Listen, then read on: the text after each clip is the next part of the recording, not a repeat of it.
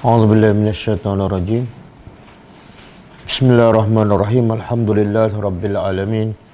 Nahmaduhu wa nasta'inu wa nastaghfiruh. Wa na'udzu billahi min syururi anfusina wa min sayyiati a'malina.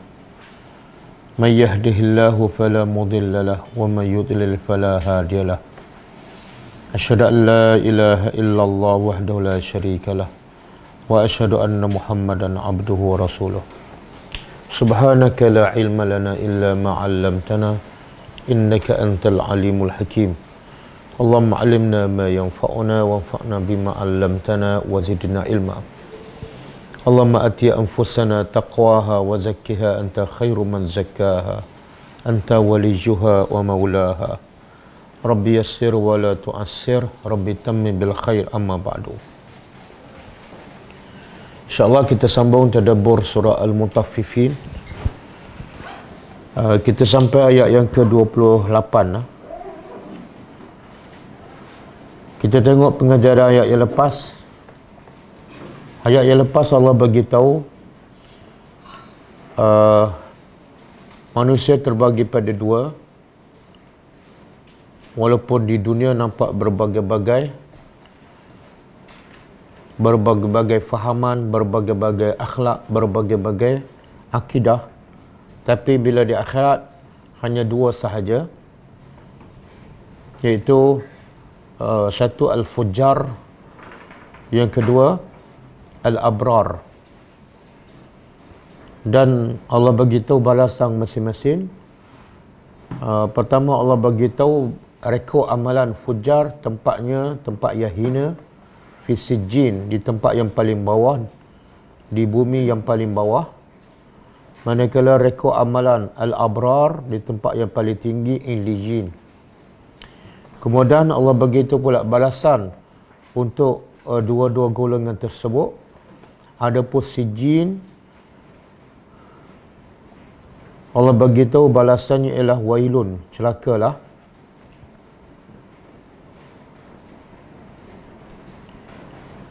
Dan mereka akan dicampak, innahum lasalul jahim, mereka akan dicampak dalam neraka jahim. Dan mereka juga diazab dengan apa? Lamahjubun, mereka tidak akan dapat melihat wajah Allah Subhanahu wa taala. Itu juga adalah bentuk azab. Kemudian Allah bagi tahu balasan. Kebiasaan Al-Quran bila sebut balasan orang-orang yang kufur, orang-orang yang berdosa, maka selepas itu Allah akan menyebut balasan orang-orang yang beriman. Jadi balasan al-abrar pula Allah berkata, alal araiki yanzurun innal abrara lafi na'im. Al-abrar ni sentiasa berada dalam nikmat, nikmat yang tidak akan putus, nikmat yang kekal abadi. Dan mereka, cara duduk mereka pun menggambarkan mereka sentiasa dalam nikmat, iaitu berada di atas alal araik, di atas pelami-pelami yang mewah, yang penuh dengan permata. Dan yang zurun, mereka sentiasa melihat apa saja di hadapan mereka, sama ada jenis makanan, bidadari dan sebagainya. Dan gambaran kegembiraan terpancar di muka mereka. Ta'rifu fi wujuhihim nadratan na'im. Dan antara bentuk minuman yang disediakan, sentiasa disediakan kepada al-abrar di syurga, ialah min rahiqin makhtum, daripada arak yang suci, yang bersih, makhtum, yang sentiasa ditutup, tidak pernah dibuka dan disentuh oleh orang lain. Ia akan dibuka oleh pemiliknya ataupun tuannya sendiri. Dan di hujungnya khitamuhu misk, di hujung minuman arak itu ada misk, rasa wangi. Kalau di hujungnya wangi, maka di awal, di tengahnya lagi wangi. Kemudian Allah bagi dorongan dengan nikmat-nikmat yang disediakan untuk al-abrar. Allah kata, wa fi zalika falyatanafasil mutanafisun. Untuk mendapat nikmat tersebut, hendaklah orang yang berlomba, iaitu al-abrar. Falyatanafas, hendaklah sentiasa berlomba. Jadi orang ni dah berlomba, Allah dorongkan lagi supaya sentiasa berlomba. Jadi sifat al-abrar ni sentiasa berlomba. Berlomba apa? Untuk mendapat syurga. Untuk mendapat nikmat di syurga. Adapun nikmat dalam dunia ni mereka tidak berlomba. Sebab mereka tahu yang kat dunia hanyalah sebagai ujian dan hanya untuk sementara sahaja. Dan Allah beritahu lagi, campuran minuman dalam syurga yang sedia lazat menjadi semakin lazat apabila dia campur dengan satu jenis campuran yang dinamakan tasnim. Wa mizajuhu min tasnim. Okey. Itu ayat yang lepas lah. Ayat hari ini Allah nak bagi tahu pula bagaimana keadaan orang kafir bila berdepan dengan orang beriman masa di dunia, dan bagaimana pula orang beriman bila berdepan dengan orang kafir masa di akhirat. Jadi cerita hari ini ialah keadaan orang kafir bila berdepan dengan orang beriman, bagaimana keadaan mereka, dan Allah tak sebut keadaan orang beriman di dunia, tapi keadaan orang beriman masa di akhirat bila melihat orang-orang kafir di dalam neraka. Kita tadabbur.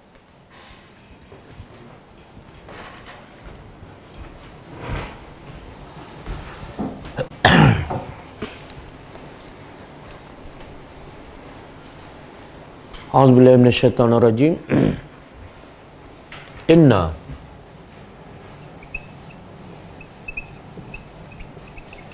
sesungguhnya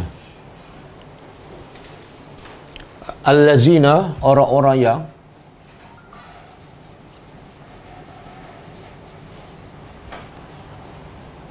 inna sesungguhnya orang-orang yang ajramu daripada al-jurmu.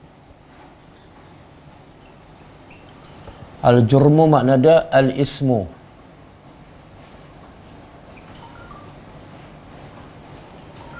Jurmu ialah dosa. Ismu makna dia dosa. Jadi ajramu ialah orang-orang yang melakukan dosa. Orang-orang yang mereka melakukan dosa. Siapa ni? Orang-orang musyrikin, khususnya pembesar-pembesarnya seperti Abu Jahal, Abu Lahab, Uqbah bin Abi Mu'ayt, Syaibah ibn Rabi'ah, An-Nadr bin Haris.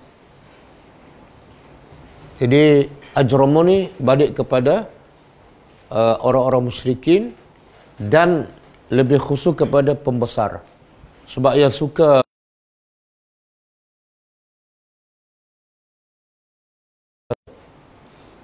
sebab mereka berbangga dengan kuasa, dengan kekayaan. Dan orang beriman pula dhaif, sentiasa miskin dan dihina. Jadi biasa yang menghina orang beriman ialah pembesar ataupun orang yang kaya. Jadi orang-orang yang melakukan dosa kanu adalah mereka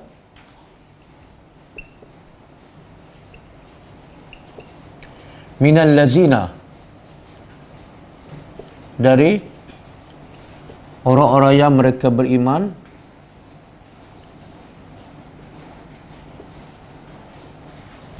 yadhakun, mereka sentiasa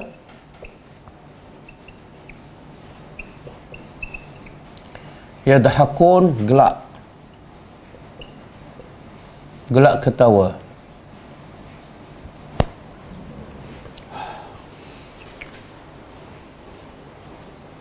Apa maksud ni?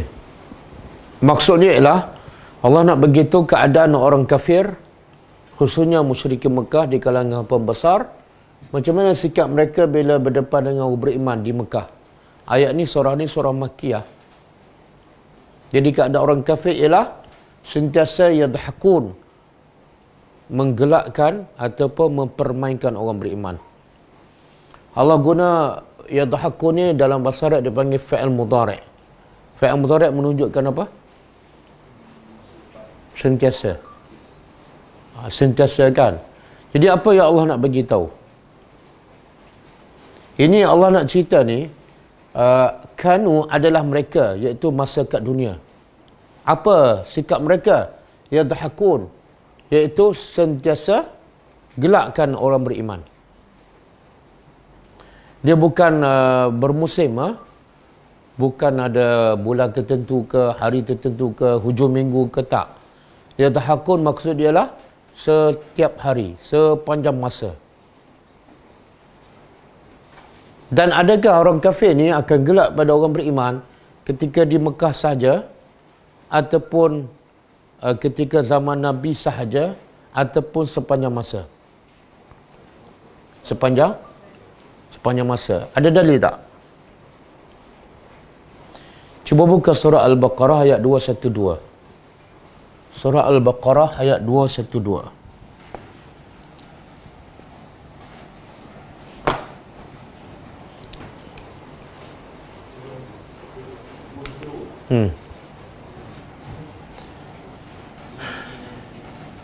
Zuyyina lillazina kafaru al-hayatu ad-dunya wa yaskharuna minal ladzina amanu wal ladzina taqaw fawqahum yaumal qiyamah.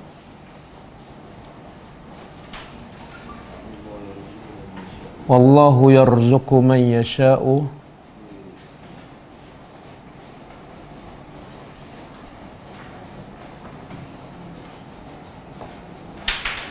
Okey, cuba kita tadabbur.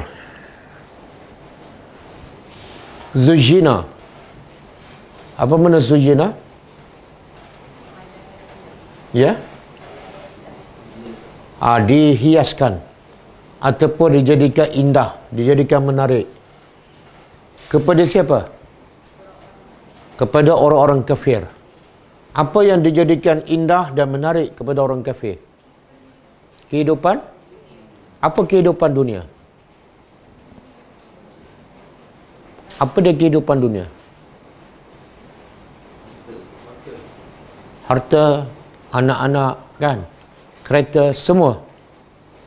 Jadi kehidupan dunia, harta, kereta, anak, pangkat, kedudukan dihiaskan kepada orang kafir. Dihias ni makna dijadikan nampak macam cantik, menarik, indah. Okey. Di sini ada pengajaran dia. Di sini ada pengajaran dia.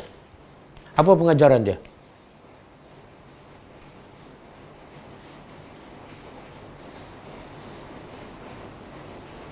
Kenapa Allah sebut kepada orang kafir? Dunia dinampakkan cantik, indah. Kepada siapa? Orang kafir. Makna sebaliknya apa? Kalau untuk orang beriman, tak ada ayat, kita tak akan jumpa ayat Allah kata dihiaskan untuk orang beriman kehidupan dunia. Tak ada. Makna pengajarannya apa? Orang beriman, orang kafir bila tengok dunia mesti tertarik, mesti tergoda dan mesti berlomba untuk mendapatkannya. Itu siapa? Orang kafir. Adapun orang beriman, bila nampak dunia, dia tak akan nampak cantik. Dia tak ada tarikan. Dunia ni tak ada tarikan bagi orang beriman. Sebab apa? Ia hanya dihias untuk orang kafir. Boleh faham? Jadi kalau ada orang beriman tergoda dengan dunia, tengok dunia teringin, terliur kan, kejar, maka itu sifat apa tu? Sifat orang kafir lah. Dia orang Islam tapi ada sifat orang kafir. Orang beriman tak akan tergoda dengan dunia. Orang beriman tak akan berlomba untuk kejar dunia. Kenapa? Kenapa?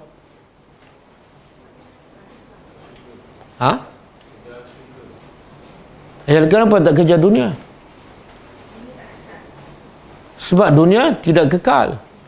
Dan Allah sebut apa dalam surah lain? Wal akhiratu khairun wa abqa.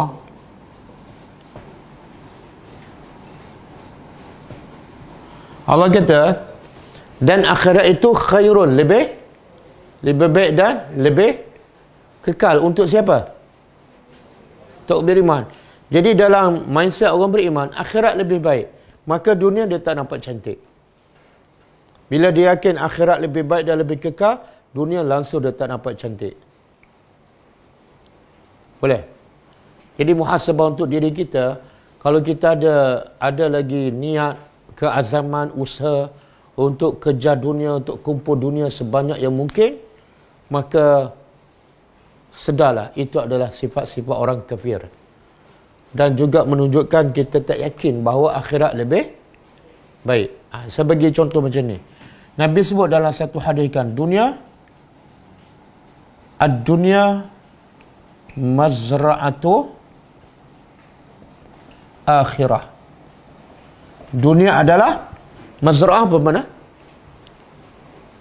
Kebun ataupun tempat cucuk tanam untuk akhirat. Ini dunia ni.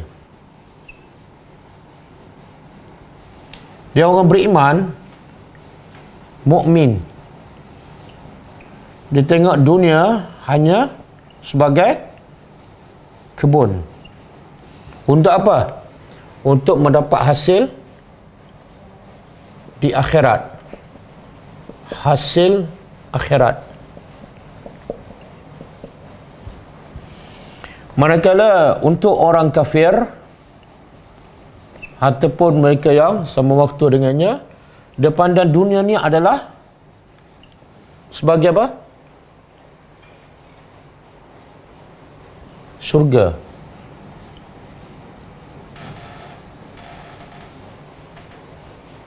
Akhirat tidak ada dalam kepala mereka.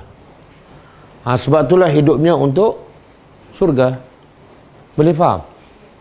Jadi orang beriman, kita kalau tengok kebun, seronok tak? Kebun yang tak ada buah, tak ada pokok, seronok tak? Tak seronok. Tapi kita akan buat apa dengan kebun tu? Kita akan usahalah. Dan bila kita akan seronok? Bila hasil tu di mana? Di akhirat. Jadi orang beriman akan seronok bila masuk alam akhirat. Tapi orang kafir nampak dunia ni macam dah ada buah. Sebab tu dia nampak buah, dia kejar betul-betul. Kan? Sebab bagi dia hidup hanya di sini. Berbeza tak? Persepsi orang beriman dengan orang kafir terhadap dunia sangat berbeza. Sebab itulah kita tengok yang banyak kaya siapa? Orang kafir. Kenapa? Di mana-mana yang kaya orang kafir. Yang paling kaya kat dunia, yang paling kaya kat Malaysia, betul? Orang kafir je. Sebab apa? Sebab orang beriman tak kaya sebab dia bukan target nak kaya di sini. Dia target nak kaya di orang kafir pula. Banyak yang ramai yang kaya kat dunia sebab memang inilah matlamat hidup dia. Boleh? Itu penting tu, akidah, kefahaman dan persepsi terhadap dunia. Kalau kita anggap dunia sebagai perhiasan syurga, hidup kita di akhirat hancur. Sebab tu ada satu asar. Nabi bila tengok dunia, Nabi kata apa? Dia semua nafsu ni suka pada dunia. Tapi orang beriman dididik dengan ayat ni. Wal akhirah khairun wa abqa. Macam mana dia nak pujuk hati dia supaya jangan tamak dengan dunia. Ada satu asar yang disebut bila Nabi tengok dunia, Nabi kata apa? Nabi kata apa? Atau itu Nabi buat contoh kepada sahabat. La 'isha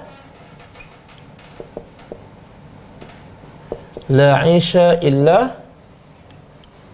'ishatul akhirah. Ini ayat motivasi lah. Bila kita tengok dunia, tengok rumah banglo, teringin kan? Tengok telefon baru canggih, teringin. Tengok perempuan, teringin kan? Tengok kereta baru, teringin. Maka pujuk hati kita dengan apa? Dengan kata-kata ni. La 'isha. Tidak ada ish, kehidupan yang sebenar, illa 'ishatul akhirah. Kecuali kehidupan akhirat. Jadi kenapa aku nak sangat benda ni kan? Sedangkan ia adalah sementara. Jadi yang aku nak kejar ialah 'ishatul akhirah. Kehidupan akhirat. Jadi jangan tolak dunia, tapi jadikan dunia kebun. Ada masa, ada kesihatan, ada harta, guna sepenuhnya untuk bercucuk tanam dan supaya dapat hasil nanti di akhirat. Okey, boleh? Kemudian ayat ni Allah kata apa?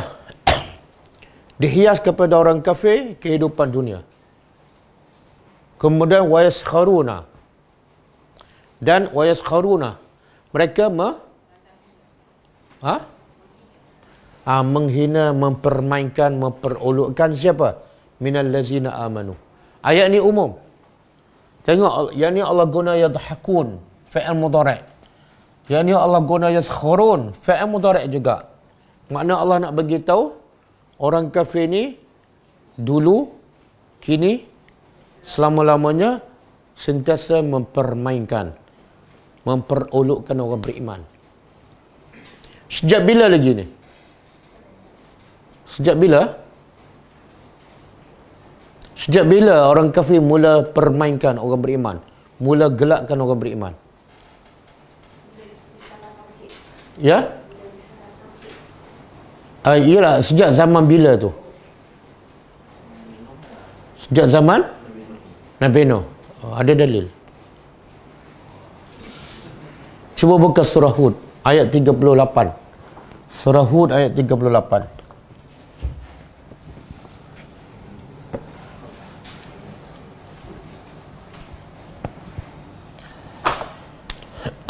Apa dia? Wayasna'ul fulk wa kullama marra alaihi al-mala'u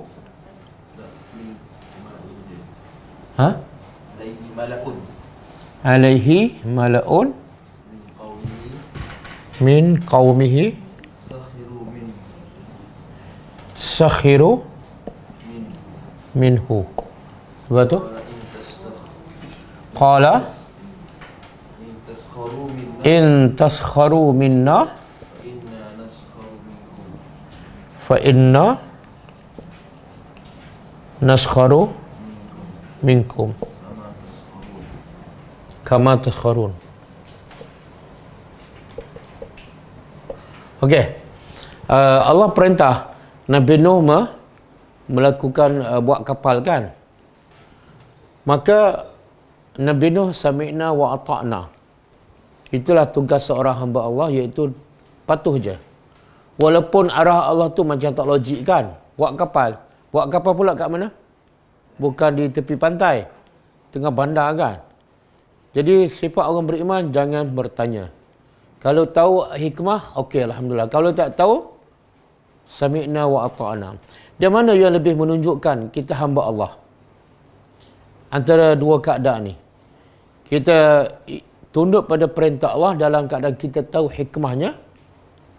Dengan satu lagi kita tunduk pada perintah Allah dalam kita tak tahu apa hikmahnya. Yang mana lebih menunjukkan kehambaan Allah. Kehambaan kepada Allah. Ha? Tak tahu. Okey. Jadi yasna'ul fulk. Dia pun Nabi Nuh membuat fulk, kapal. Wa kullama marra alaihi. Setiap kali marra alaihi, melalui ke atasnya, ke atas Nabi Nuh, mala'un. Kita dah banyak kali jumpa mala'un. Apa dia? Pembesar. Min qaumihi, daripada kaumnya. Macam saya sebut tadilah, yang biasa permainkan orang beriman biasanya pembesar. Sakhiru minhu. Mereka mengejek Nabi Nuh. Mengejek apa ni? Setiap kali dia tengok jumpa Nabi Nuh buat kapal, mereka perli. Orang ni dah gila buat kapal tengah bandar. Sakhiru minhu. Maka Nabi Nuh jawab, qala in taskharu, sekiranya kamu mengejek, mempermainkan kami, fa inna naskharu minkum. Satu hari kami akan mengejek kamu. Betul tak?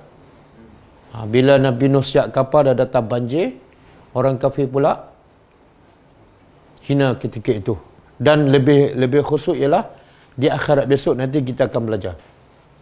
Kama taskharun. Okey?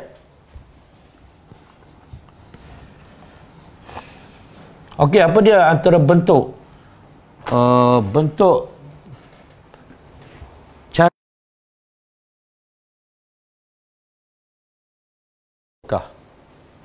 antaranya dia kata Nabi gila, Nabi tukang sihir, dan juga dia letak isi perut unta kepada di atas belakang Nabi ketika sujudkan. Dia permainkan, dia perlekehkan Bilal bin Rabah, Suhaib Ar-Rumi, Ammar bin Yasir, keluarga Ammar bin Yasir, semua dia kata ini golongan miskin, golongan ketinggalan zaman, golongan agama yang sesat. Okey? Kemudian Allah kata lagi wa iza marru, dan apabila marru. Apa makna marru? Mereka lalu ataupun melintasi bihim, depan mereka. Ada dua mereka ni.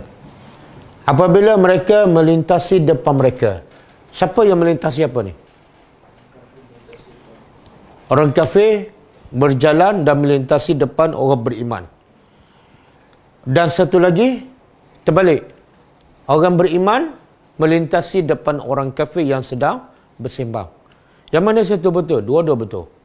Kaedah dalam tafsir, kalau ada satu ayat tu boleh ditafsirkan dua maksud dan dua-dua tidak bercanggah, wajib kita ambil dua-dua. Jadi, apabila orang beriman melintasi depan orang kafir, ataupun orang kafir melintasi depan orang beriman, apa orang kafir buat? Yataghamazun. Mereka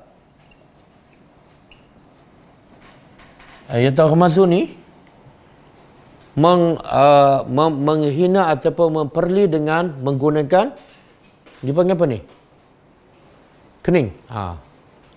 Al-ghamzu makna menghina dengan menggunakan kening mata. Biasa tak kita hina orang dengan menggunakan kening mata? Biasa kan? Kita gerakkan kening sebagai tanda orang tu terukkan. Jadi dalam tafsir mengatakan, kenapa digunakan kening? Ketika ini orang beriman dah mula ramai. Dia pun takut juga orang beriman lawan balik kan. Mereka, dia terjemah apa tu?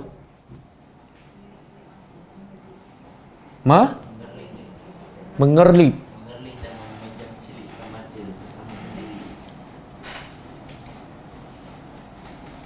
Mengerlip mata sesama sendiri.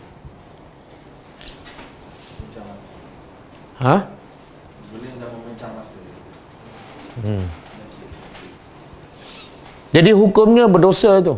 Walaupun hanya dengan dia tak bercakap, tak bergerak pun, hanya gerakkan kening, satu dosa yang besar. Sebab tu Allah kata awal-awal lagi mereka ni adalah ajramu. Orang-orang yang melakukan dosa. Apa dosa mereka ni? Yadhakun, yataghammazun. Jadi haram kita mempermainkan apatah lagi dia adalah orang beriman. Okey, wa idzan qalabu, dan apabila inqalabu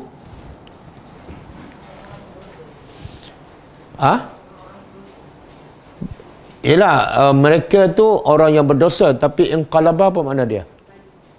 Daripada qalbun. Inqalaba daripada qalbun. Apa makna qalbun? Berbolak-balikkan. Di sini maksud dia ialah apabila mereka kembali ke rumah mereka. Apabila mereka inqalabu, mereka kembali pulang ila ahlihim, kepada ahli ni dalam bahasa Arab ahlur rajuli, makna dia isteri dia, anak-anak dia. Dia balik rumah jumpa isteri dan anak-anak, ahli keluarga mereka.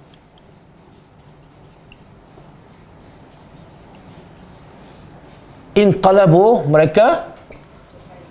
mereka kembali dalam keadaan fakihin. Fakihin ni, sebab itulah buah-buahan dia panggil apa? Fakihah. Wa fiha fakihatun katsirah.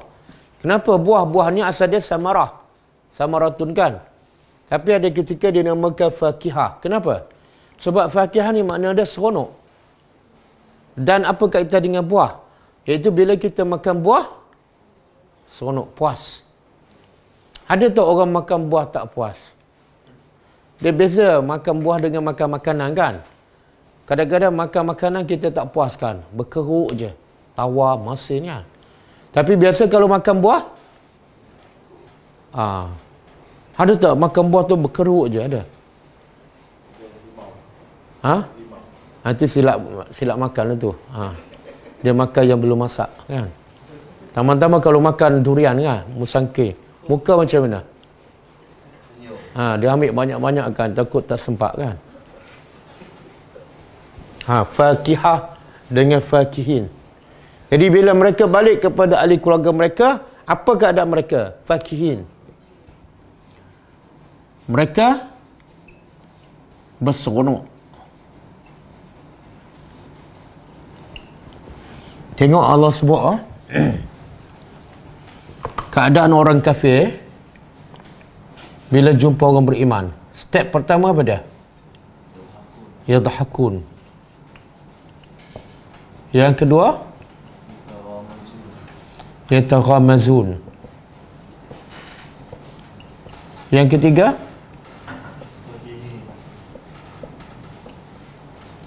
fakihin. Semua ni jenayah, semua ni dosa besar. Dosa besar apa dia? Mempermainkan orang, memperlekehkan orang, menggelakkan orang. Dan seronok bila tengok orang tu lemah. Ini semua adalah dosa besar. Sebab itulah yang biasa kita dengarkan, ada wanita yang Nabi kata solat malam banyak, puasa sunat pun banyak kan, sedekah pun banyak, tapi dia ahli neraka. Sebab apa? Apa dosa dia? Dia bukan rasuah, bukan berzina, bukan minum arak, bukan derhaka pada mak bapak. Dosa dia apa dah? Menyakiti jiran. Menyakiti jiran tu dalam bentuk apa? Dia macam-macam boleh. Dengan perbuatan, dengan perkataan kan. Kadang-kadang dengan kelip mata kan. Kadang-kadang gelak kuat di rumah sampai mengganggu jiran kan. Kadang-kadang dia cerita pada ahli keluarga dia tentang jiran sebelah dalam bentuk nak menghina sampai dia seronok. Itu pun adalah dosa. Okey.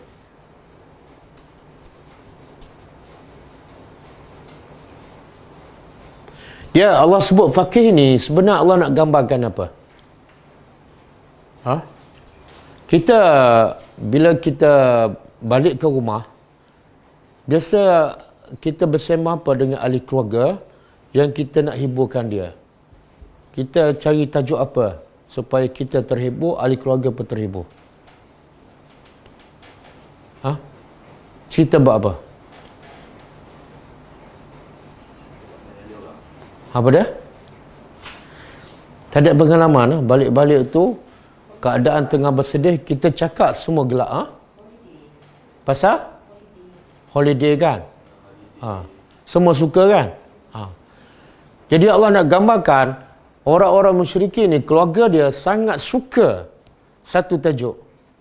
Bukan cuti. Apa dia? Bila cerita tentang keburukan orang beriman.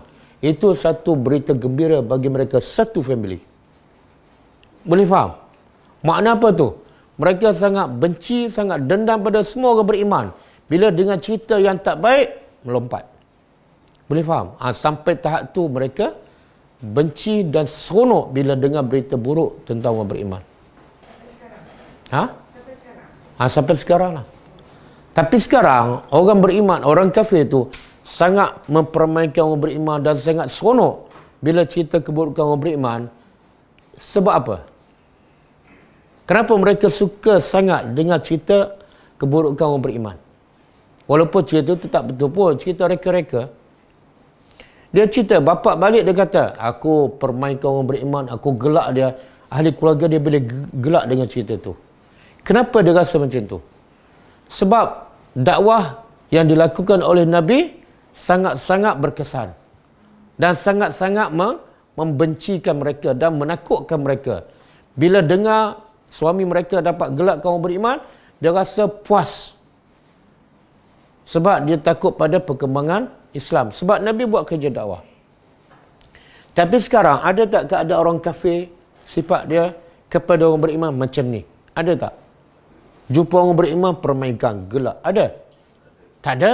Tak ada kan? Ha? Kat mana ni? Tak. Kita jumpa orang-orang kafir di mana-mana. Ada tak dia gelakkan kita? Tak ada. Ha? Ha? Kat Malaysia tak ada? Kenapa orang kafir di Malaysia tak gelakkan orang Islam di Malaysia?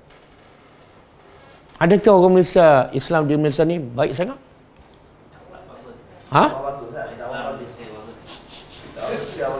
Dakwah Malaysia bagus.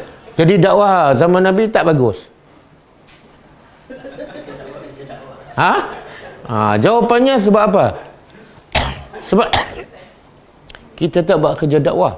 Bila kita tak buat kerja dakwah, dia tak heran, dia tak takut, dia tak risau. Bahkan dia boleh jadikan kita sahabat dia. Betul kan? Itu hakikatnya. Jadi pertembungan tak berlaku.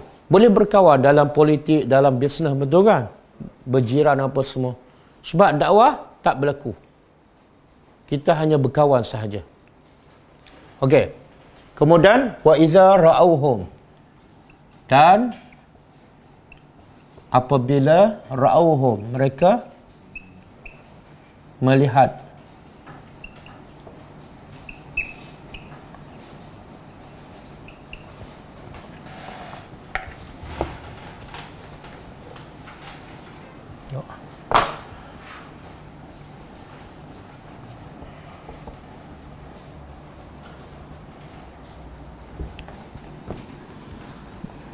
apabila mereka melihat mereka. Siapa melihat siapa ni? Orang kafir, mujrimun, melihat orang beriman. Apa mereka kata? Qalu, ini langkah keempat lah. Mereka berkata, Inna haulai, sesungguhnya haulai, mereka ini ladallun, pasti orang-orang yang, siapa kata pada siapa sesat? Orang kafir kata pada, dan orang kafir ni bukan setakat dia kata sesat, dia guna huruf ni, taukid, penegasan, sesungguhnya. Yang kedua, lam, menunjukkan apa? Mereka cukup yakin orang Islam tu adalah sesat. Kenapa mereka yakin orang Islam sesat, sedangkan yang sesat mereka? Apa alasan, apa sebab yang menyebabkan mereka menuduh orang beriman tu sesat?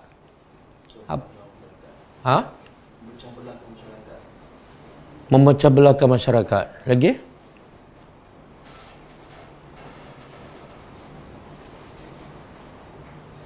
Lagi apa? Dia biasa orang bawa kebenaran akan dituduh sesat. Sebabnya apa?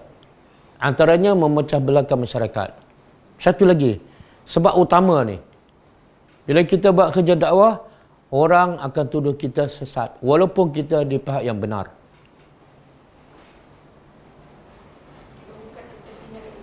Apa dia? Menggugat kepentingan mereka. Ya, betul. Ada satu lagi. Dia sesat ni apa makna? Menyimpang daripada kebenaran. Dia orang-orang musyrikin Mekah, dia yakin tak pegangan mereka tu betul? Dah lama kan? Tiba-tiba datang Nabi bawa ajaran, jangan sembah berhala, jangan buat benda ni, jangan buat benda ni. Jadi bagi mereka, yang mereka pegang sekian lama adalah betul. Apa saja yang melawan arus ataupun amalan mereka, dia tuduh sesat. Boleh faham? Sama tak sekarang? Bila kita cerita satu benda yang berlawanan dengan amalan yang mereka lakukan sekian lama, siapa akan tuduh siapa sesat? Betul? Padahal kita cakap ada dalil, mereka buat tak ada dalil. Sama lah, betul kan? Jadi mindset mereka, formula mereka beda. Semua yang melawan arus perdana, yang melawan kehendak masyarakat adalah sesat. Boleh? Jadi kalau kita bawa kebenaran orang tuduh sesat, apa sepatut sikap kita?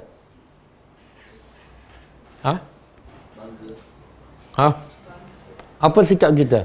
Tuduh dia balik sesat? Tak. Kita dah belajarkan kisah siapa? Nabi Nuh. Orang tuduh dia sesat, dia tak tuduh orang sesat. Hanya dia menafikan, aku bukan sesat. Dan kisah Nabi Hud kan, orang tuduh dia bodoh. Dia tak tuduh balik orang bodoh. Dia kata, dia menafikan, aku bukan bodoh. Aku hanya membawa message daripada Allah. Jadi kalau kita bawa kebenaran, orang tuduh sesat, jangan balas balik. Jangan. Itu bukan akhlak pendakwah. Okey? Mereka berkata orang beriman adalah sesat.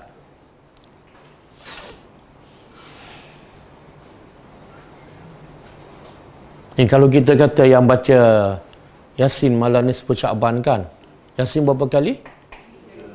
Kan? Kita kata Nabi tak buat, Nabi tak pernah baca, kan? Dia kata kita sesat, kan? Betul? Padahal kita ada dalil, ada bukti jelas. Setiap ibadah asalnya haram, kecuali ada dalil mengatakan boleh. Dia pula buat tiada dalil sekian lama kan. Tapi sebab yang dia buat lama dan dia rasa betul, tiba-tiba kita bawa yang bercanggah. Dia kata kita sesat. Jadi, bertenang dan sabar. Jangan melenting. Wa ma ursilu. Dan tidak ursilu mereka diutuskan. Tidak mereka diutuskan alaihim kepada mereka. Ni banyak mereka ni.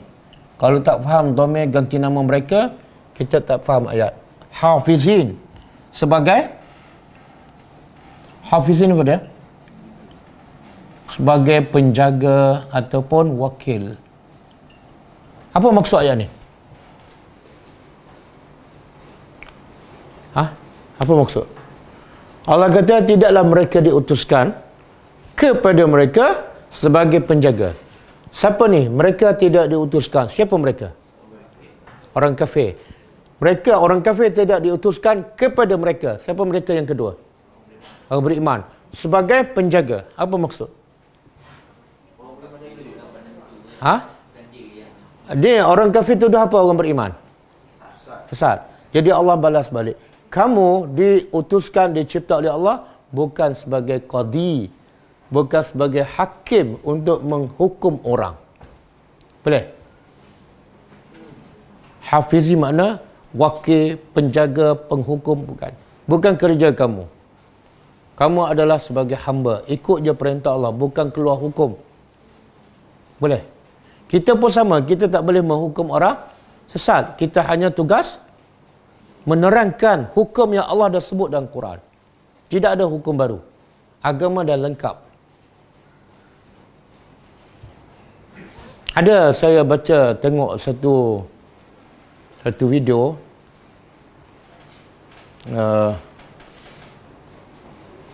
siapa ni yang Ustaz Syihabuddin react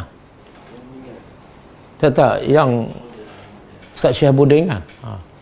Dia ada sebut lah, dia kata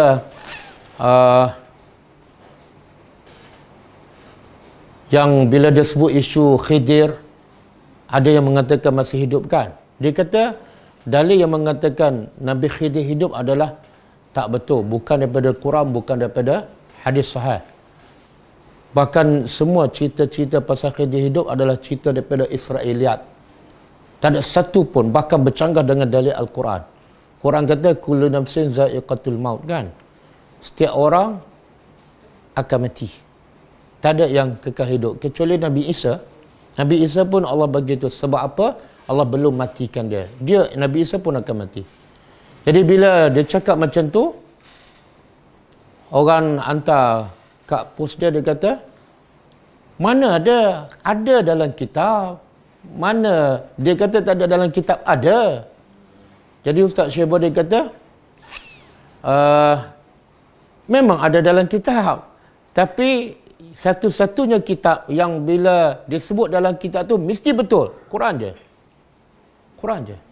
Yang kamu kata ada kisah Khidir hidup ada dalam kitab, dia bukan Quran. Bila bukan Quran, mungkin betul, mungkin salah.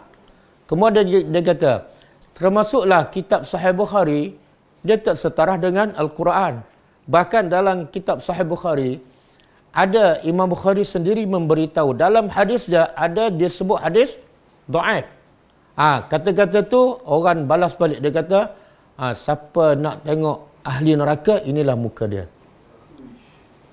Sebab apa? Sebab dia mengatakan dalam kitab Sahih Bukhari ada hadis dhaif. Dia kutlah kata-kata Imam Bukhari. Tidak aku tulis dalam kitabku melainkan semuanya sahih. Tiba-tiba Ustaz Syabudin kata ada yang dhaifkan. Maka terus dia kata, siapa nak tengok muka ahli neraka, tengok ni, budak ni. Siapa tak tahu. Kan? Tengok dia menghukum. Kemudian dia Ustaz Syabudin sebut satu persatu, dia kut kata-kata Imam Bukhari sendiri. Dia cerita hadis tu dhaif, dia nak cerita, nak bagi tahu supaya orang elakkan. Bukan dia bawa hadis dhaif untuk orang beriman. Boleh faham? Nak bagi tahu apa? Manusia ni perangai suka menghukum. Dan Nabi kata, kalau kita hukum orang tu kafir ataupun ahli neraka, sedangkan dia tidak, maka kufur itu balik kepada. Jadi ingat bila kita nak hukum orang, ingat ayat ni. Kita bukan hafizin. Okey, kemudian habis. Ini keadaan orang kafir bila berdepan dengan orang beriman di mana? Di dunia. Sekarang Allah cerita pula keadaan orang beriman bila berdepan dengan orang kafir di akhirat. Allah tak cerita kat dunia. Apa dia? Fal yaum, maka hari ini, iaitu hari akhirat. Allazina amanu, orang-orang yang beriman, minal kuffar, dari kalangan orang-orang kafir,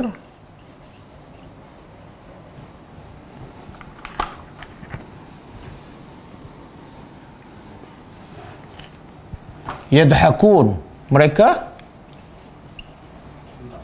gelak. Gelak kepada siapa ni? Jadi sekarang giliran siapa pula gelak? Tapi di mana? So, satu, yadhakun, sini orang beriman gelak pada orang kafir. Yang ni yadhakun, orang kafir gelak kepada orang beriman. Antara dua gelak ni ada tak persamaan ataupun ada perbezaan? Sama-sama perkataan yang sama. Beza tak? Apa bezanya? Apa dia? Tak lain pada tu. Dua gelak tapi dua gelak yang berbeza. Itu masa ataupun tempat lah. Beza gelak tu.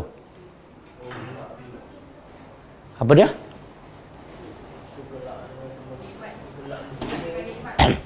Gelak ni, gelak yang tidak kekal dan diselang-seli oleh kesedihan. Betul? Ada tak orang kafir gelak selama-lamanya? 2, 3, 4 hari turut-turut ada. Pagi dia gelak orang beriman, malam sakit hati kan? Betul kan? Tapi gelak orang beriman ada tak lepas tu diiringi kesedihan? Ada? Tak ada. Ini gelak yang kekal abadi. Gelak yang sentiasa gembira. Okey, yang kedua, kenapa Allah beritahu orang beriman gelak pada orang kafir di akhirat je? Kenapa Allah tak beritahu ada juga orang beriman gelak pada orang kafir kat dunia? Sepatutnya Allah cerita orang kafir gelak pada orang beriman kat dunia kan? Balasannya sepatut kat dunia juga kan? Allah tak sebut kat dunia. Balas kat dunia sekali. Kenapa kena tunggu akhirat? Lambat lah. Kenapa?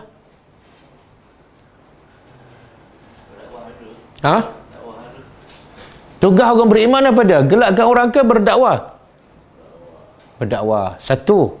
Tugas orang beriman bukan gelakkan orang. Jadi nak gelakkan orang kafir, sabar. Sabar. Jangan gelak kat dunia. Tugas orang beriman ialah berdakwah. Bila kita gelakkan orang kafir, boleh tak kita berdakwah pada dia? Kita ada bina gap untuk kita berdakwah. Macam mana dia akan dengar dakwah kita kalau kita gelakkan dia? Betul tak? Satu. Yang kedua, Allah nak bagi tahu orang beriman ni kadang-kadang dia akan sentiasa tidak gelak. Sebab apa? Sentiasa ditindas, sentiasa ditekan sampai mati. Contoh, macam Nabi Nuh kan, ada masa tak nak gelak? 950 tahun berdakwah pagi, petang, siang, malam kan? Tu orang kafir tutup telinga. Ada masa nak gelak ke? Tak ada. Dan hanya pengikut hanya berapa orang? Ada masa nak gelak ke? Kita berdakwah 10 tahun ada 10 orang. Nak gelak ke? Jumpa orang kafir, gelak. Orang kafir gelak apa? 10 orang je.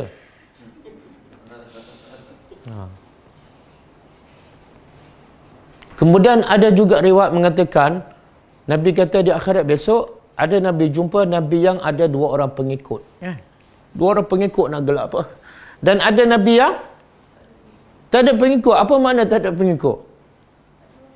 Tak ada seorang pun beriman. Jadi nak gelak apa? Maka Allah nak bagi tahu, kamu walaupun tak ada pengikut, walaupun dakwah kamu ditolak, satu masa kamu akan gelakkan mereka. Tapi yaumil akhirah, hari akhirat. Akhirat confirm kamu akan benar, confirm kamu akan gelak.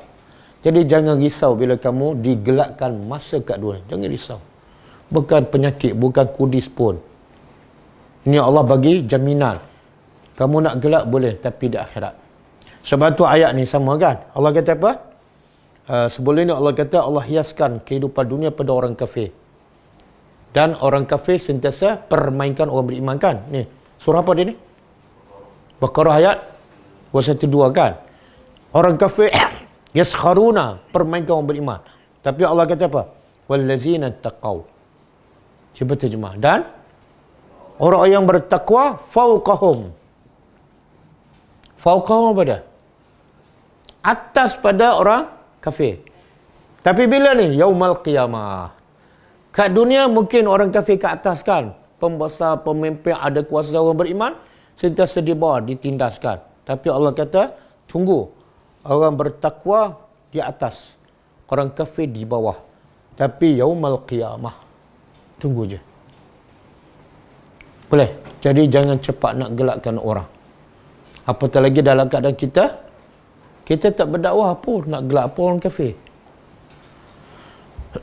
Kemudian, beza lagi gelak orang beriman di akhirat dengan gelak orang kafir kat dunia. Apa dia? Orang kafir ni di akhirat gelak pada orang beriman, gelak pada orang kafir di akhirat dalam keadaan macam mana? Kedudukan dia macam mana? Alal araiki, atas araik. Apa dia? Araik, pelamin-pelamin. Pelamin-pelamin yang mewah.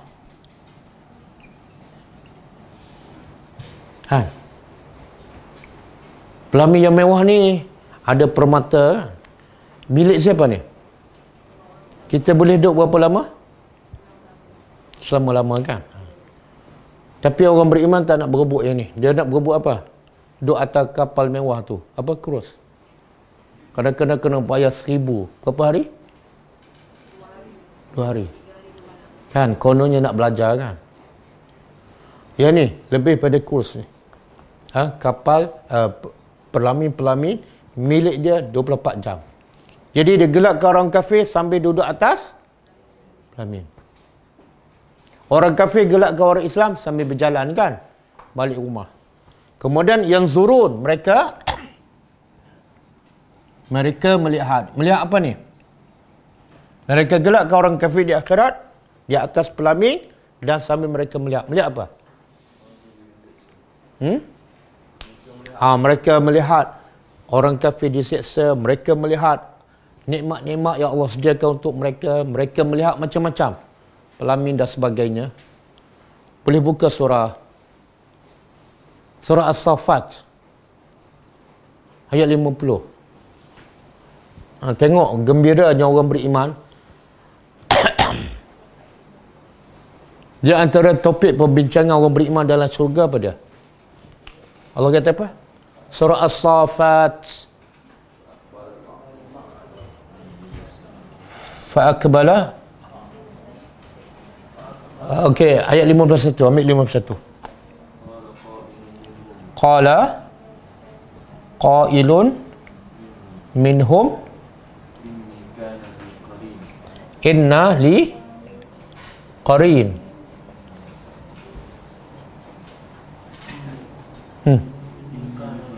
Lepas tu apa?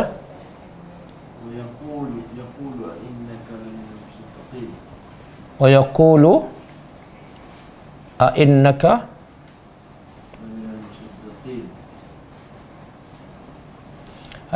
minal musaddiqin. Lepas tu a iza mitna kunna turaban wa idhaman a inna lamadinun. Lepas tu qala hal antum muttali'un.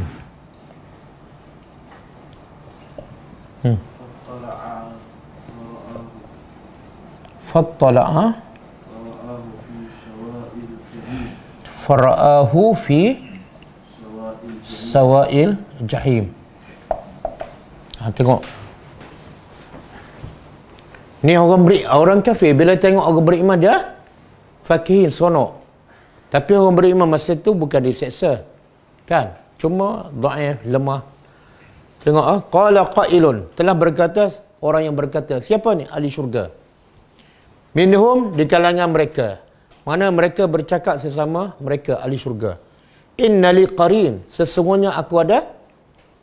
Apa makna qarin? Qarin. Orang Melayu kan sebut qarin, dia tahu lah. Rakan.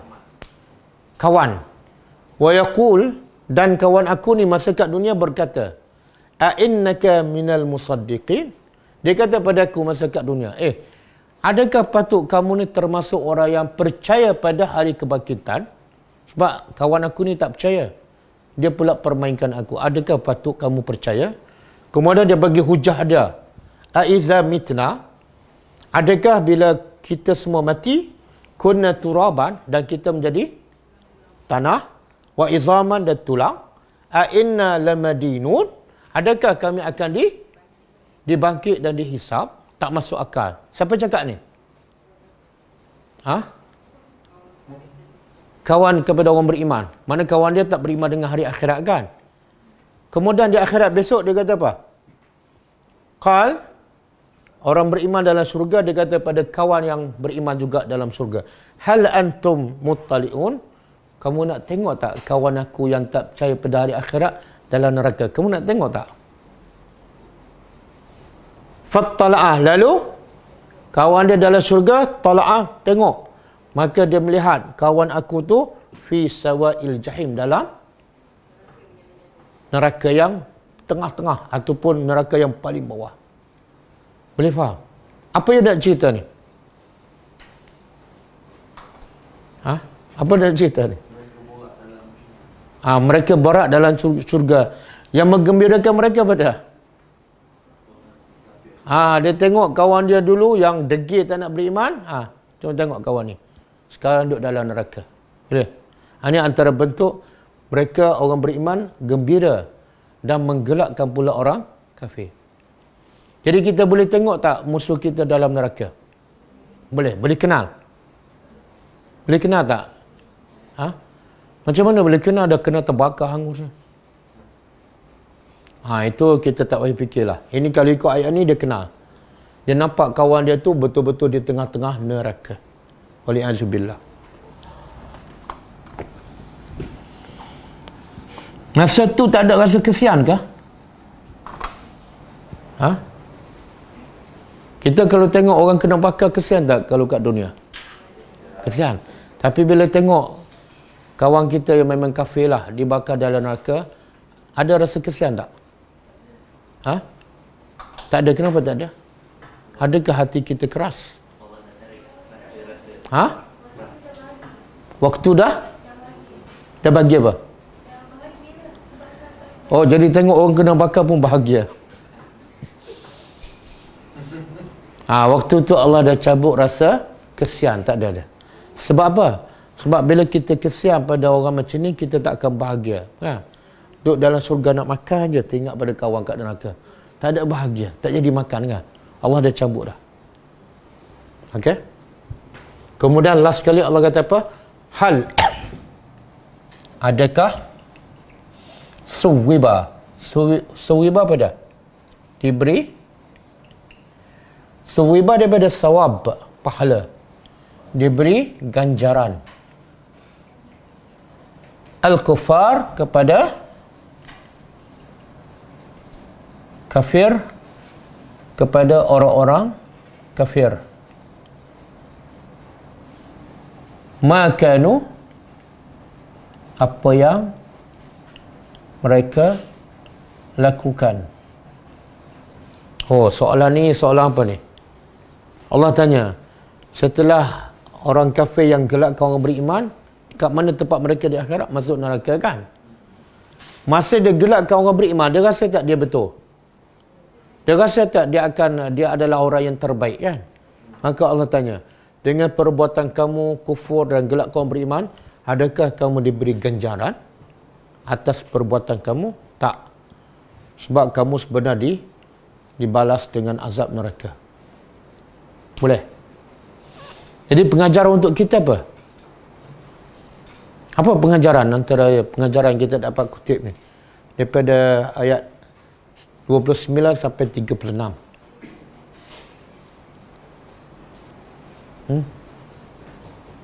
Cuba fikir, banyak pengajaran. Kalau kita sebagai seorang pendakwah, banyak bagi pengajaran kepada kita. Tapi kalau kita bukan sebagai pendakwah, mungkin kita tak dapat satu pun pengajaran. Apa dia?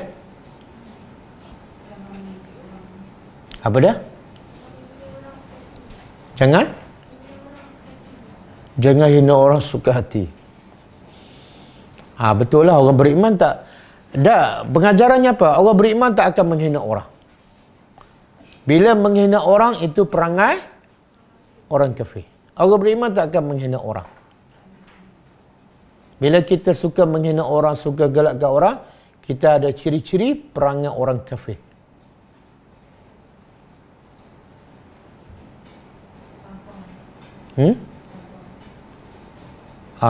Sebab tu saya ingat pada satu kisah Abdullah bin Mas'ud, dia masuk Islam daripada zaman Mekah lagi, tapi dia badannya, fizikal dia, betis dia halus. Jadi satu hari angin tiup pakaian dia, jadi sahabat nampak betisnya halus, dan sahabat gelakkan dia. Nabi tegur, kenapa kamu gelakkan dia? Kenapa kamu gelakkan betisnya yang halus?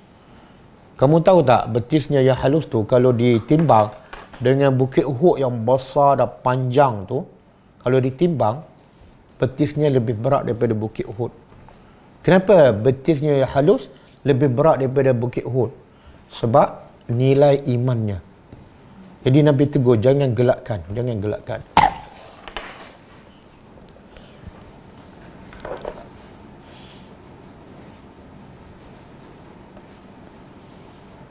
Apa dia yang kedua?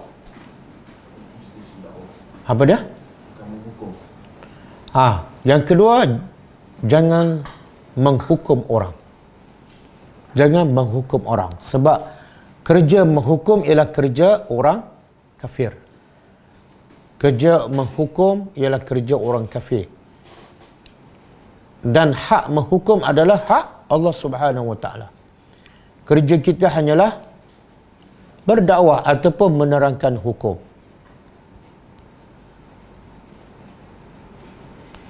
Yang ketiga,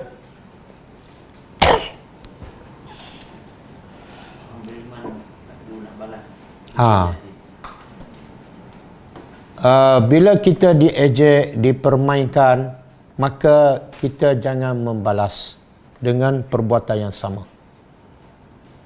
Sebab itu adalah sunnatullah, ketetapan Allah. Orang kafir akan permainkan kita bila Bila-bila masa. Dulu, kini, selama-lama. Jadi kalau kita layan dia, kita penat. Kita buang masa je.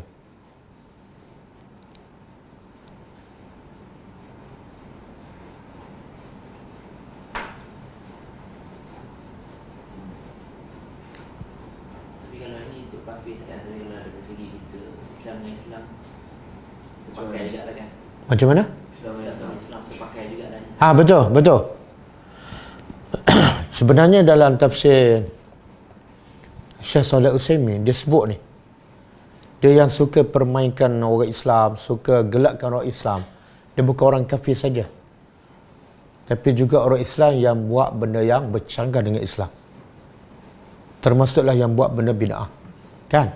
Bila kita buat benda sunnah, dia permainkan kita, dia label kita macam-macam kan. Ketinggalan zaman, buat mazhab baru kan. Itu sebenarnya termasuk tu. Sebab apa dia anggap macam tu? Sebab kita bawa benda yang bagi mereka baru. Bila baru, bagi mereka tak betul. Walaupun kita ada dalil daripada Quran dan hadis. Betul. Bila orang tuduh kita ketinggalan zaman, kono, ekstrim, itu memang ayat-ayat orang kafir tu.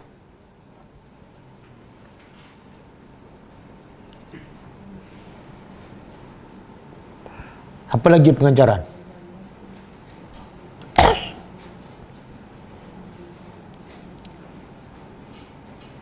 Target matlamat utama dakwah orang beriman ialah apa dia? Matlamat utama dakwah orang beriman ialah apa dia? Untuk mendapat syurga. Maka sebab tu jangan balas kat dunia. Walaupun tak ada orang ikut, walaupun kita ni tinggal seorang-seorang je, jangan sedih. Sebab matlamat hidup dakwah kita ialah kemenangan di akhirat.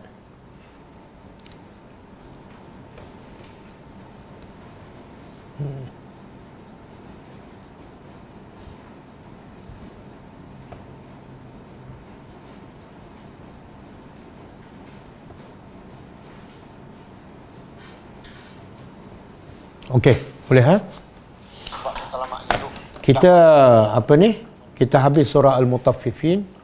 Lepas ni kita akan masuk surah baru selepas Al-Mutaffifin. Kita baca sikit buku dosa-dosa yang dianggap biasa. Dosa yang ketiga iaitu tiarah. Apa makna tiarah?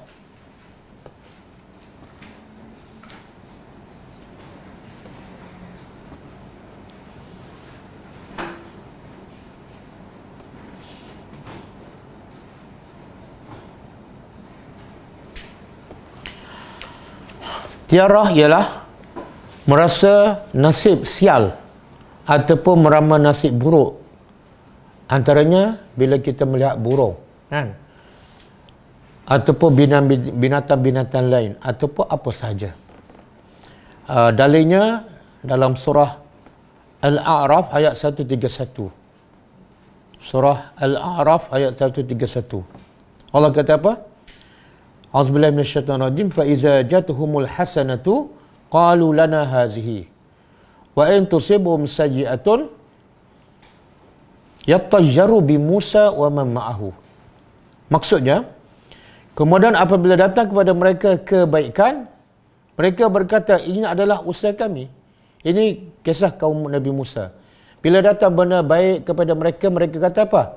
Mereka mendakwa, ini usaha kami ni. Ini penat lelah kami. Tetapi jika mereka ditimpa musibah, kesusahan, mereka lemparkan sebab kesusahan itu kepada Musa dan orang-orang yang bersama Musa. Mana dia kata apa? Bila ditimpa musibah, ini sial puncanya Musa. Itu dia panggil tiarah. Dalam ayat dia panggil yatajjaru. Yatajjaru. Iaitu menjadikan segala musibah disandar kepada orang tertentu ataupun kepada sesuatu benda.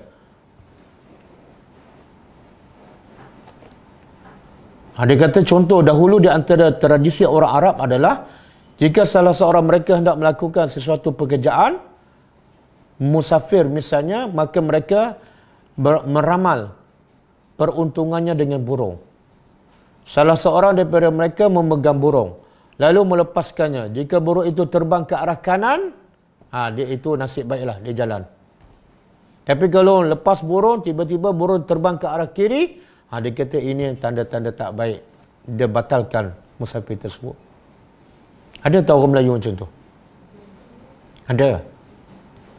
Kadang-kadang malam tu bunyi burung hantu kan. Tak pernah hayat hidup bunyi. Dia nak pergi kenduri besok. Dia kata alamat tak baik ni. Itu syirik. Alamat tak baik ni. Kalau pergi ada berlaku musibah. Kadang-kadang dijumpa ular dalam rumah kan. Ini mesti ada alamat tak baik. Itu dia panggil tiyarah. Persangka ataupun meramalkan sesuatu yang tidak baik.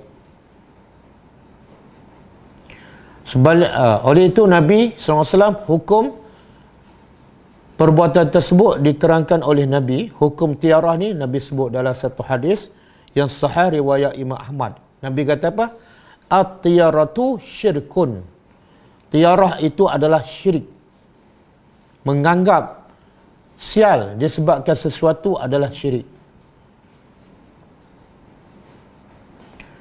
Termasuk dalam kepercayaan yang diharamkan, yang juga menghilangkan kesempurnaan tauhid, adalah merasa bernasib sial dengan bulan-bulan tertentu. Kadang-kadang dia kata bulan Safar kan, saya kalau masuk bulan Safar je kena penyakit. Sial betul lah. Itu syirik. Jadi yang sial bukan bulan Safar. Yang sial ialah akidahnya, fahamannya. Seperti tidak mahu melakukan pernikahan pada bulan Safar kan. Juga kepercayaan bahawa hari Rabu jatuh pada akhir hari setiap bulan membawa kerugian terus menerus. Percaya pada hari kan. Termasuk juga merasa sial dengan angka 13. Dengan angka. Sebut 13 je, dia kata tak boleh ni. Ini angka sial.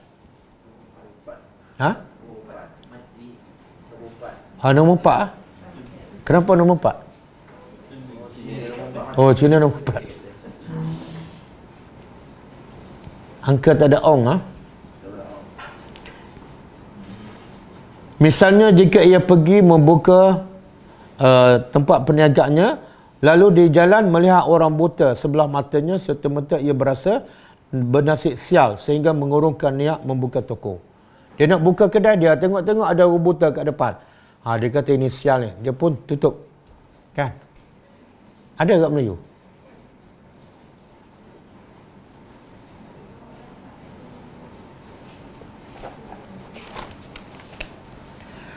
Semua hal di atas hukumnya adalah haram dan termasuk syirik.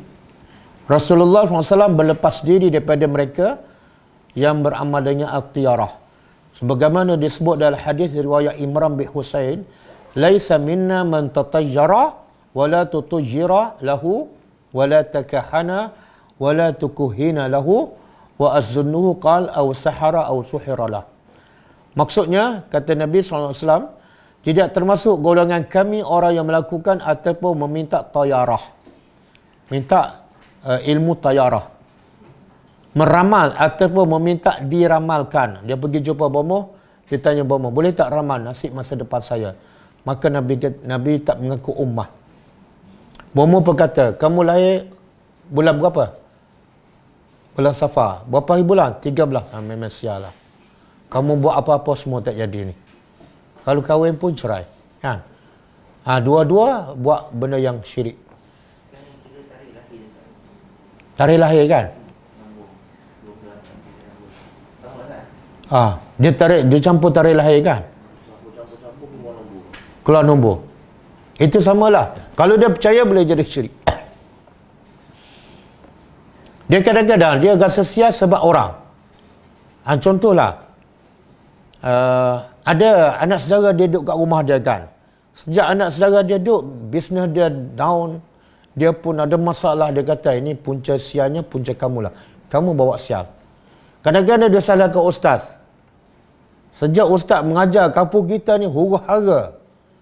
Maknanya dia nak begitu, yang bawa sial tu ialah ustaz. Itu termasuk tu.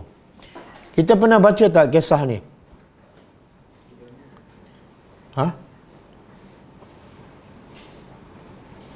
Ada satu negeri, bila Allah hantar Rasul kepada negeri tersebut, Biasalah bila Rasul datang bawa benar kebenaran. Bila ada orang beriman, maka bertemu dengan orang yang tak beriman. Betul tak? Maka berlakulah perpecahan, berlaku penceraian. Maka orang negeri ini mengatakan Rasul tu at-tiarah, bawa sial. Itu bentuk tu.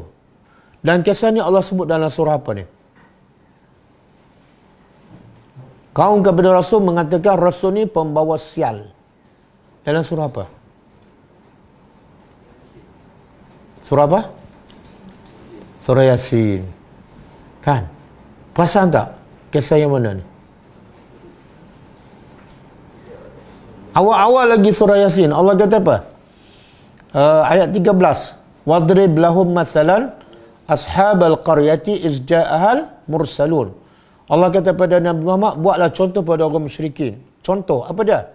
Satu negeri yang datang kepada negeri itu para rasul. Iz arsalna ilaihim isnaini. Ketika mana kami utuskan dua rasul kepada penduduk negeri itu. Fakazzabuhuma. Lalu mereka, penduduk negeri mendustakan kedua-dua rasul.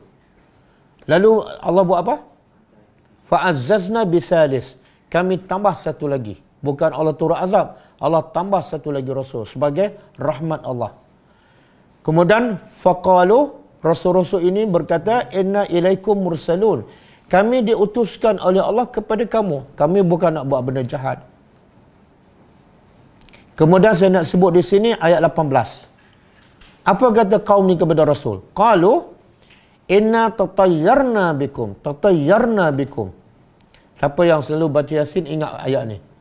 Qalu inna tatayyarna. Tatayyarna daripada tiarah. Yang berasal dari apa? Burung. Tiarah ni makna dia anggap burung tu kalau pergi ke kanan okey, kalau terbang ke belah kiri sial. Jadi apa saja yang bentuk tu dia panggil ilmu tiarah. Jadi penduduk negeri ni kata apa? Inna tatayyarna bikum. Kami telah ditimpa sial sebab kamu. Sebab siapa? Rasul. Kemudian Rasul kata apa? Ayat 19. Qala ta'irukum ma'akum. Subhanallah. Rasul kata pada kaum dia apa dah? Ta'irukum ma'akum. Sebenarnya sial kamu adalah daripada kamu sendiri. Aku tak bawa sial. Yang berpecah belah tu sebab kamu tak nak beriman. Cuba kalau semua beriman, tak ada berpecah belah. Betul? Ada tak orang ramai yang tuduh ustaz ni bawa sial? Sebab apa? Bawa fahaman yang berbeza. Ada. Itu bentuk tiarah. Jadi kalau dia yakin ustaz tu bawa sial, dia boleh membawa kepada syirik. Orang yang terjemuh, kata penulis ni lagi, orang yang terjerumus melakukan hal-hal di atas, hendaknya membayar kafarah. Kalau dia menganggap seseorang ataupun satu binatang membawa sial, dia kena merdekakan, bebaskan fahaman itu dengan kafarah. Kena kafarah. Kafarah mana? Bayar denda. Tapi di sini bayar denda bukan dengan harta, dengan satu hadis. Abdullah bin Amr radhiyallahu anhuma berkata, Rasulullah SAW bersabda, man raddatuhu at-tiyaratu min hajatin faqad asyraka. Qalu ya Rasulullah, ma kafaratu dzalik? Qal an yaqula ahadukum Allahumma la khaira illa khairuka wa la tayra illa tayruka wa la ilaha ghairuka. Maksud dia, para siapa yang percaya tiarah, siapa yang percaya pada tiarah, ramalan ni, maka dia telah melakukan syirik. Sahabat pun bertanya Rasulullah, wahai Rasulullah, apa kafarah untuk tebus diri daripada syirik tersebut? Nabi bersabda, hendaklah salah seorang daripada mereka mengatakan, ya Allah, ini kafarah dia, bukan bayar denda, bukan bagi makan orang miskin. Kafarah dia ucapan je, iaitu, ya Allah, tiada kebaikan kecuali kebaikan darimu, tiada kesialan kecuali kesialan darimu, dan tidak ada Tuhan yang berhak disembah selain daripadamu. Itu je kafarah dia. Ini kadang-kadang ada orang tua dia ambil anak angkat kan. Sejak masuk anak angkat dia kata sialah, habislah. Dia pun salahkan anak angkat tu.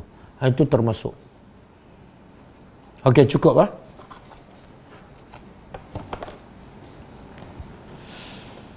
Kita tengok soalan.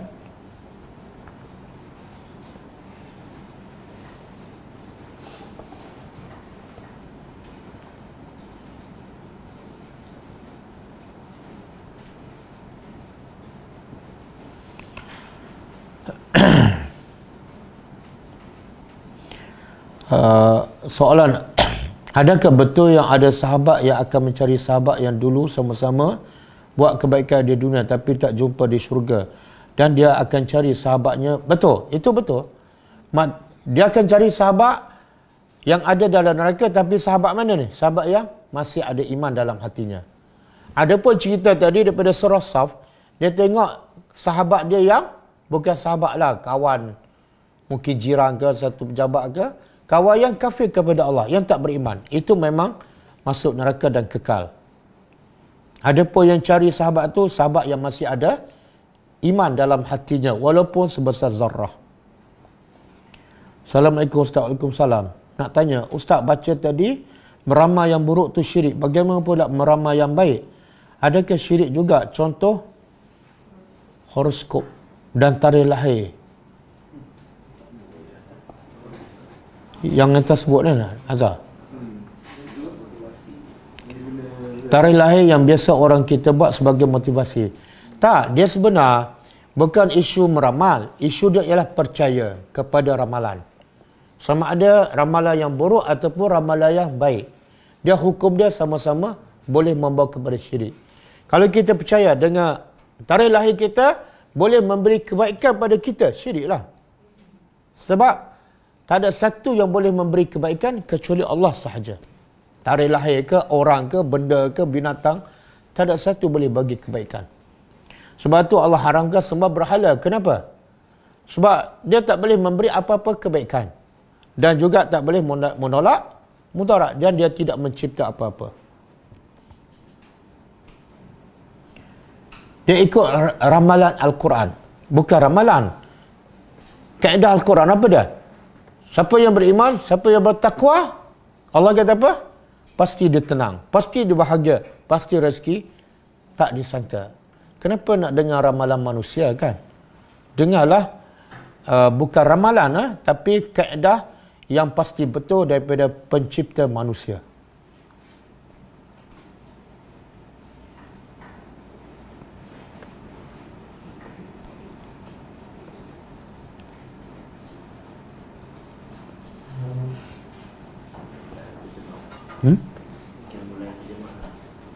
Mulai mana ni? Oh.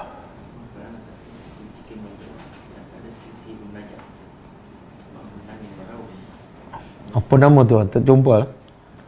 Nama apa? Oh, syukur Mak Ali. Kenapa tak keluar kat sini? Okey, syukur Mak Ali. Assalamualaikum Ustaz. Waalaikumsalam. Mohon pandangan Ustaz berkenaan dengan aktiviti Qiyamul Lail berjemaah dan ada sesi bermunajat dan para jemaah menangis, meraung, merintih, menyesali dosa dan disaksikan secara langsung atas talian online. Pertama, apa tujuan kita beribadat pada Allah? Tujuan kita beribadat pada Allah ialah untuk mencari redha Allah. Benda yang paling mahal dalam hidup kita ialah redha Allah. Jadi kalau kita buat ibadat untuk mencari redha Allah, sebenar mesti ikut cara Nabi. Selagi mana kita tak ikut cara Nabi, kita tak akan dapat redha Allah, kita tak akan dapat cinta Allah. Fattabi'uni kan? Kalau kamu betul cinta Allah, ikut Nabi. Okey, soalannya, Nabi pernah tak buat solat tahajud, Qiyamul Lail berjemaah, beramai-ramai? Tak pernah. Kecuali ada sekali dua Nabi buat berjemaah, tapi bukan beramai-ramai. Ada satu ketika Nabi solat malam, Abdullah bin Abbas ikut di belakang dia seorang. Ada satu ketika Nabi solat malam, Huzaifah al-Yaman ikut seorang. Jadi ulama mengatakan bukan tak boleh langsung berjemaah Qiyamul Lail, boleh, tapi dalam konteks untuk kita melatih orang tu supaya lepas tu dia bangun solat seorang-seorang. Sebab solat yang paling baik ialah solat ketika orang lain tidur. Lagi orang tak tahu, lagi kita ikhlas, lagi kita khusyuk. Jadi Nabi tak pernah buat beramai-ramai. Satu. Yang kedua, menangis pula ramai-ramai. Kenapa nak menangis ramai-ramai kan? Kita menangis kerana Allah ke ataupun kerana orang? Kalau kerana Allah, bangun seorang-seorang, menangis seorang-seorang. Dan jangan bagi tahu sesiapa. Sebab ini masalah kita dengan Allah, bukan kita dengan manusia. Dan Nabi sebutkan antara kelebihan 7 golongan yang mendapat bayangan arasy Allah. Kan? Salah satunya siapa? Ada Nabi sebut salah satunya yang menangis kerana Allah. Tapi sebab apa dia menangis? Dia berzikir seorang-seorang. Nabi sebut berzikir seorang-seorang, bukan beramai-ramai. Dan dia menangis, dia menyesal. Orang ni kelebihan akan dapat bayangan arasy Allah di pada mahsyar. Tapi yang menangis ramai-ramai, lepas tu dia saksi pula secara live, ini bukan sunnah Nabi dan saya tak tahu apa tujuan dia. Kalau buat kerana Allah tak perlu dihebohkan. Tak perlu dihebohkan. Kalau macam yang tadi Rasulullah fikirkan Aisyah tu buat sendiri. Ya, tak disebut. Tak disebut Nabi buat berjemaah bersama Aisyah. Tidak ada dalil. Tidak ada hadis.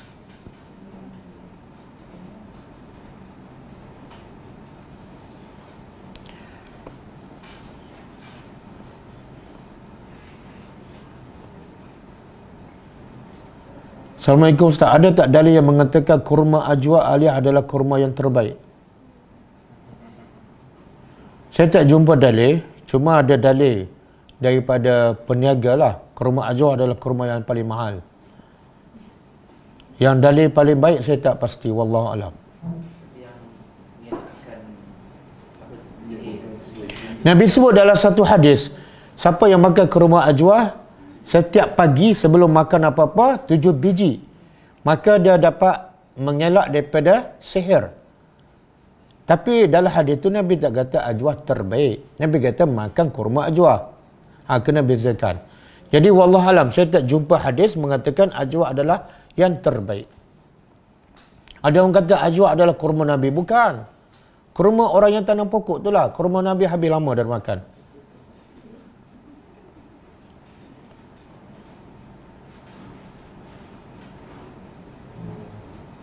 Ustaz, dalam Quran ada menyebut seseorang itu tidak akan menanggung dosa orang lain. Bagaimana jika isteri tidak bertuduh dan suami tidak menegur supaya bertudung? Adakah suami bertanggungjawab? Okey. Quran mengatakan wala taziru waziratun wizra ukhra. Setiap orang yang berdosa tidak akan memikul dosa orang lain. Betul. Tapi bila isteri tak bertudung, suami tak tegur, dosa isteri tak bertudung, dosa suami apa dah? Dosa suami ialah tak menegur, tak mencegah kemungkaran. Jadi dua benda yang berbeza. Suami tak akan menanggung dosa isteri yang bukan aurat, tapi suami akan tanggung dosa tak menegur, tak mencegah kemungkaran. Bahkan Nabi kata apa? La yadkhulu al-jannah ad-dayus. Tidak akan masuk syurga sama sekali siapa? Ad-dayus. Siapa dayus ni? Iaitu orang yang bila anak isteri dia buat maksiat, dia tak tegur, dia tak ada rasa cemburu. Maka suami ni ataupun bapa ni Nabi gelarkan dia dayus. Apa dosa dia? Bukan dosa buka aurat, dosa tak menegur. Dosa tidak ada rasa cemburu bila isteri buka aurat, bila anak bergaul bebas dengan lelaki. Jadi suami ni dosa dia adalah dosa dayus. Ataupun bapa pun sama. Anak keluar buka aurat, bapa tak tegur. Bahkan keluar sekali, bapa ni adalah bapa yang dayus. Nabi kata tidak akan masuk syurga. Kenapa tak boleh masuk syurga? Sebab bila kamu, isteri keluar buka aurat, anak keluar buka aurat, kamu keluar bersama, mana? Kamu setuju dengan mereka yang derhaka pada Allah. Kamu reda dengan perbuatan maksiat. Anak kamu sedang lawan Allah, isteri kamu sedang lawan Allah, dan kamu boleh keluar bersama. Mana kamu bersetuju dengan kemungkaran?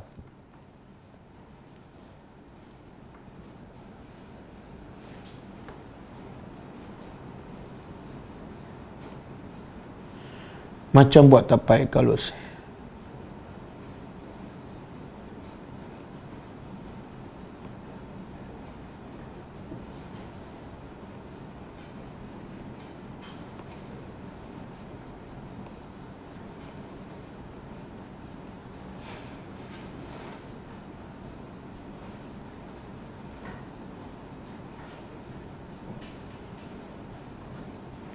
Istighfar yang paling baik ialah sayyidul istighfar.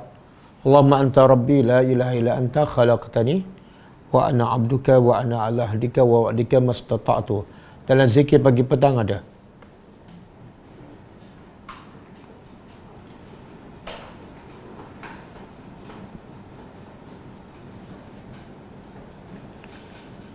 Ustaz, Assalamualaikum. Waalaikumsalam. Adakah bila isteri nusyuz pada suami dapat balasan di dunia lagi? Apa sandaran dalilnya? Dia tak ada dalil. Isteri yang derhaka akan dapat balasan masa kat dunia. Tak ada dalil. Jadi siapa yang mengatakan ada balasan kat dunia, dia kena bawa dalil. Kalau tak ada dalil, jangan cakap. Satu. Yang kedua, kalau kita tengok banyak isteri yang derhaka kan. Sihat walafiat je. Isteri Nabi Nuh, masa kat dunia okey tak? Okey. Isteri Nabi Lut, okey tak? Okey. Tak ada masalah.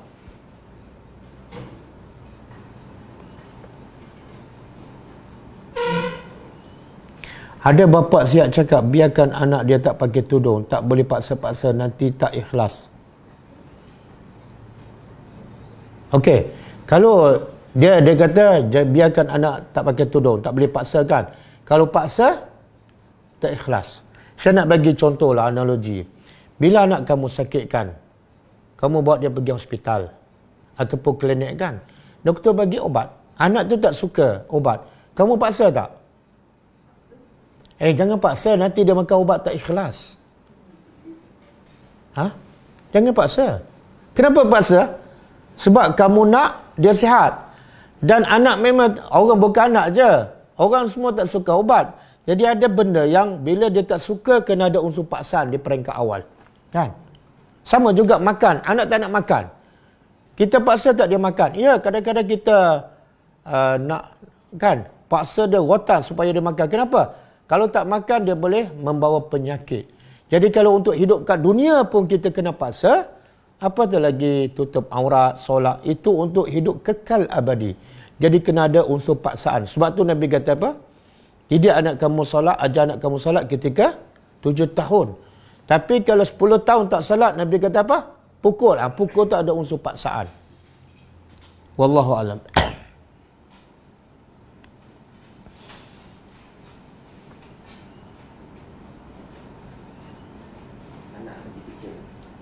Anak mati kecil.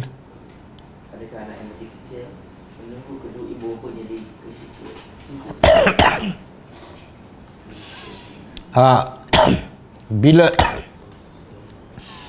Bila anak mati kecil, adakah anak itu akan menunggu ibu bapaknya di syurga? Ya. Anak-anak akan menunggu ibu bapaknya di pintu syurga. Tapi kalau mak bapaknya beriman, dia akan masuk. Kalau mak bapak beriman, anak akan menunggu dan semua satu keluarga akan masuk syurga. Tapi kalau mak bapak dia tak beriman, tak ada. Macam Nabi Nuh lah kan. Nabi Nuh anak dia tak akan menunggu anaknya. Dan Nabi Ibrahim tak akan tunggu bapaknya. Sebab bapaknya confirm masuk neraka dan kekal. Jadi mak bapak yang beriman saja akan masuk syurga. Wallahu a'lam.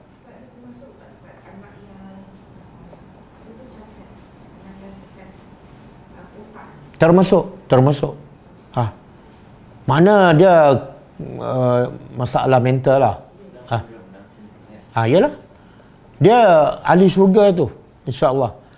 Dia boleh masuk syurga walaupun tak solat, walaupun tak tutup aurat, sebab dia ada masalah akal.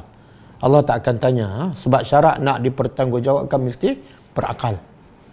Jadi bila anak dapat anak cacat akal, jangan marah, jangan mengamuk. Bersyukurlah pada Allah. Itu anugerah daripada Allah untuk memudahkan kita masuk syurga, tapi kena banyak bersabar.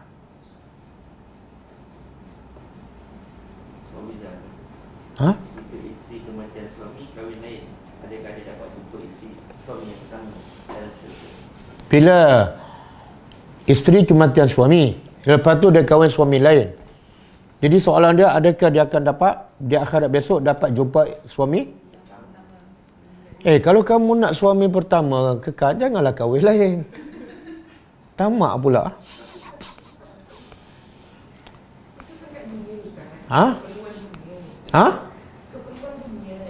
Keperluan dunia apa dah? Suami.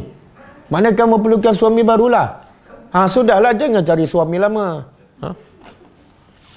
Dia sebenarnya tidak ada dalil. Ada pendapat mengatakan isteri akan dapat suami dia yang terakhir di syurga kalau suaminya yang beriman lah. Tapi itu pendapat, tak ada dalil. Tak ada dalil. Wallahu alam. Jadi tunggulah dapat suami yang mana.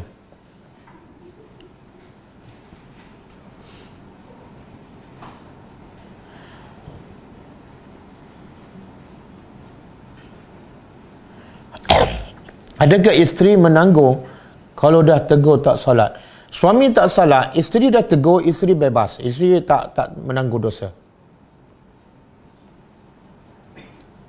Ada lagi tak ada? Ha.